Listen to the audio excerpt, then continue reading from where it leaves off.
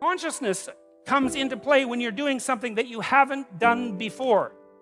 And so that's interesting, because what it means is the conscious you is dealing with the world that isn't determined yet. And I would say it's actually dealing with the world of possibility, the world of potential. And it's a world we believe in. You say to people, you're not living up to your potential.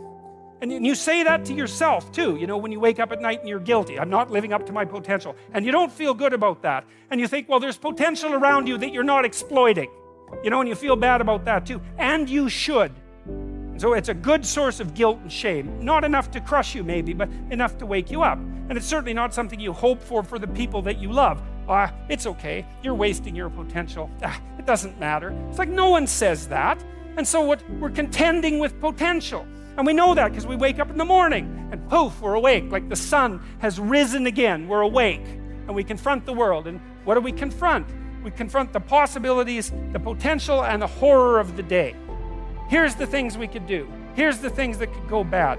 Here's how we could make things go better. And you know what that is. It's usually, there's 3 or 4 things that I need to do today that I'd rather avoid. But I better do them, because if I don't do them, the world will be a worse place by 6 o'clock tonight.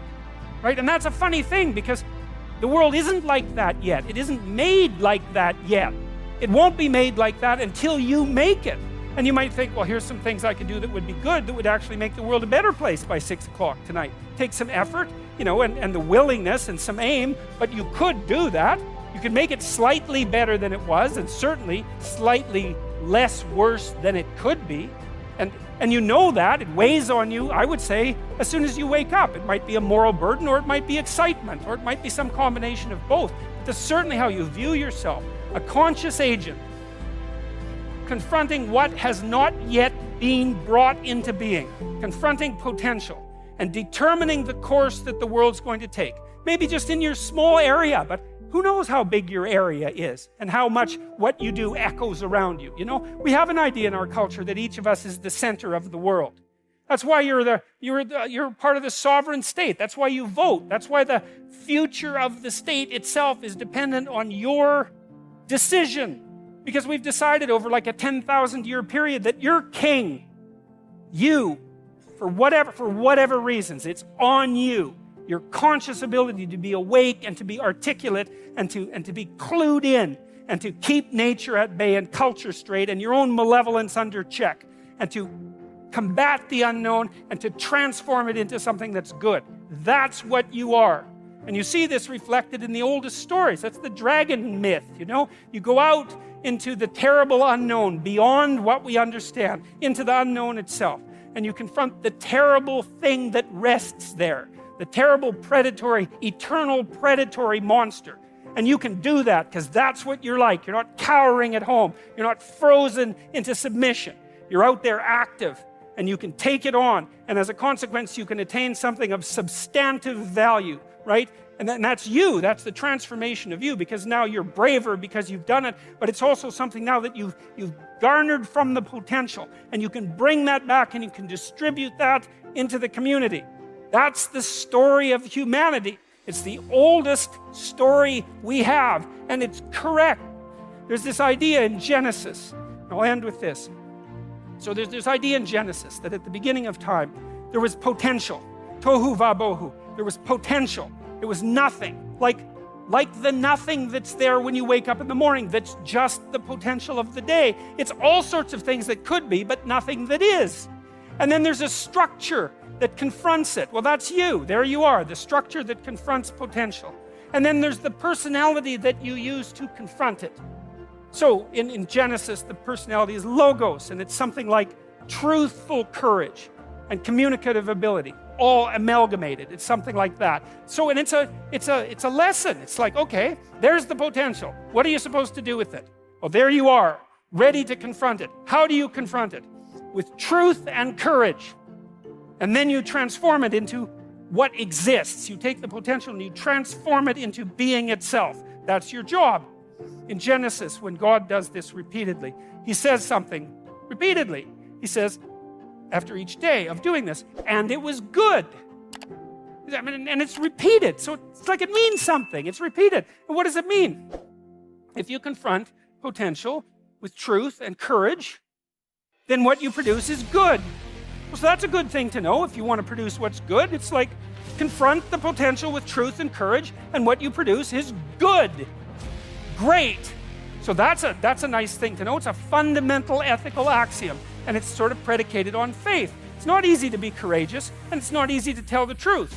But the theory is if you manage both of those in the face of potential, then what you do is you produce out of potential what is good. So that's a theory worth investigating, perhaps for the rest of your life. And then there's a corollary to this story. And the story is at the end of God's creation, describing how order emerges from chaos or being from potential. There's this strange line, which is probably the most important line that's ever been written in our culture, at the basis of our culture. And that is that men and women are made in the image of God.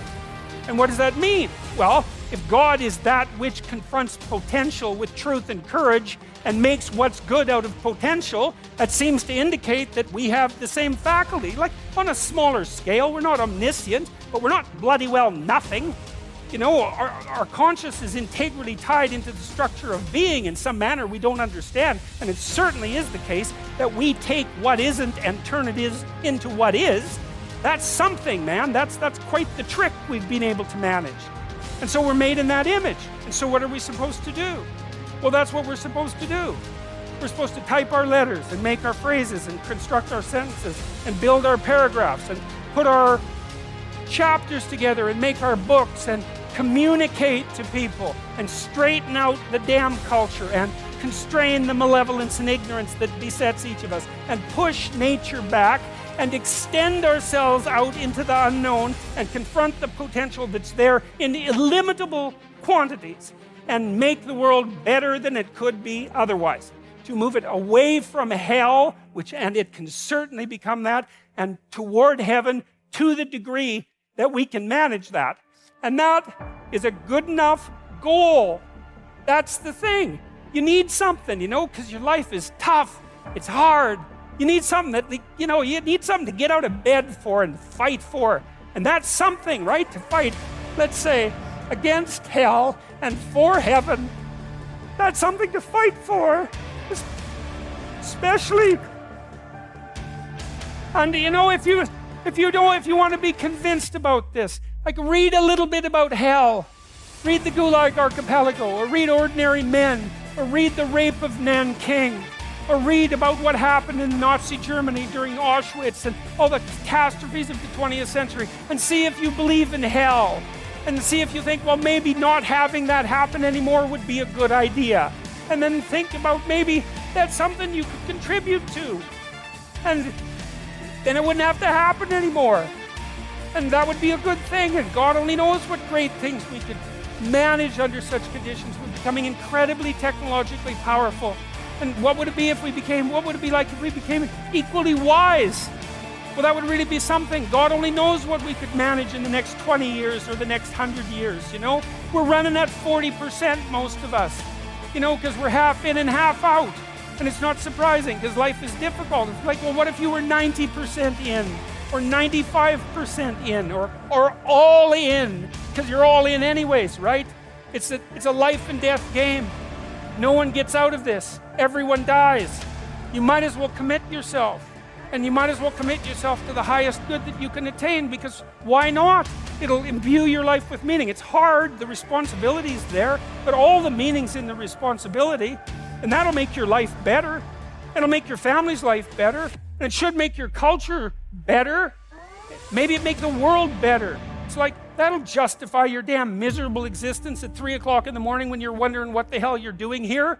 And that's a good thing, because there's going to be days when you're aching and tired and sore, and there's people in your family that are sick, and you're cynical and bitter, and you need a reason to get up, and you think, yeah, well, a little more heaven and a little less hell, maybe I can pull that off today and tomorrow and next week. And that's worth struggling forward for.